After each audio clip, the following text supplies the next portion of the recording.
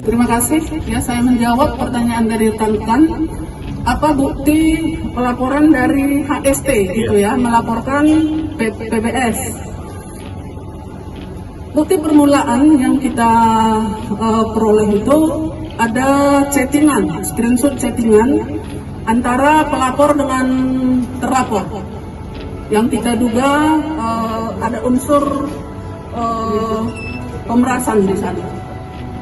Berapa uang yang diminta untuk damai Bu ya kalau nggak salah itu? Berapa diminta si terlapor para pelapor? Ya, jadi dari chattingan tersebut yang kita lihat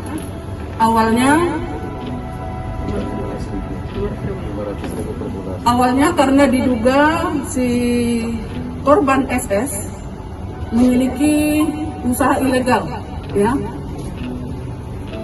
sehingga terlapor ini meminta bulanan sebesar 500.000 per bulan. Kemudian itu disanggupi oleh korban.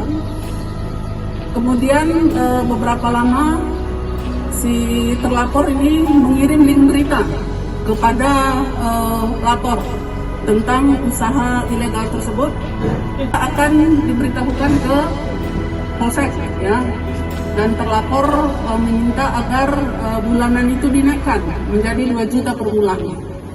Ada kesepakatan permintaan itu dipenuhi, ya. Kemudian berjalan waktu diminta lagi agar dinaikkan 4 juta per bulan. Itu semua ada rekaman ada screenshot di chattingan percakapan, ya, ini ya. Yang 4 juta juga disanggupi oleh korban, dalam hari ini SS, tetapi melalui rekannya pelapor HST. Kemudian sampai dengan muncul permintaan 5 juta, ya.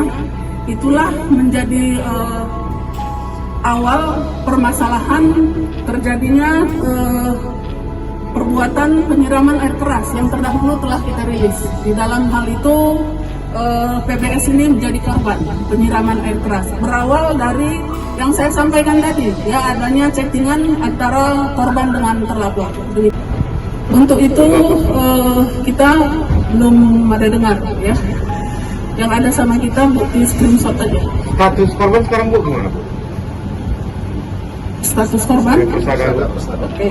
Untuk status Pak PBS di dalam pelapornya HST ini masih sebagai terlapor, ya, sebagai terlapor, saksi terlapor, ya. Itu dilaporkan pada tanggal 11 Agustus 2021. Bu, ini kan yang diminta Saat ini kita masih menunggu petunjuk dari kejaksaan. Apakah berkas nanti sudah dinyatakan lengkap atau masih ada petunjuk-petunjuk lain yang perlu kita lengkapi. Termasuk SS-nya Bu, masih ditahan? Termasuk SS. Kita Yang dibantarkan dia kena corona?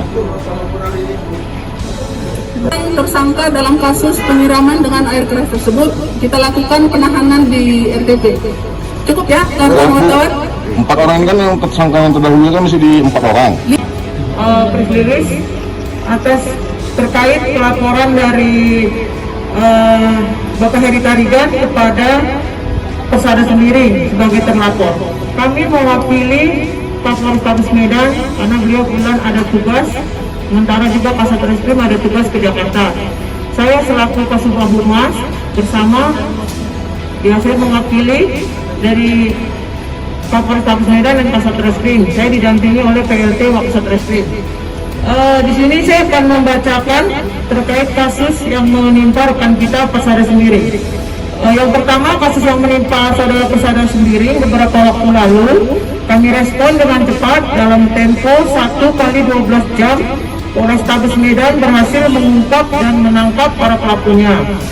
Kasus ini adalah penganiayaan berat yang direncanakan, mengakibatkan luka berat pasal 355 ayat 1 dan atau pasal 353 ayat 2 serta pasal 351 ayat 2 dengan korban atas nama Persada sendiri dengan tersangka atas nama HTCS.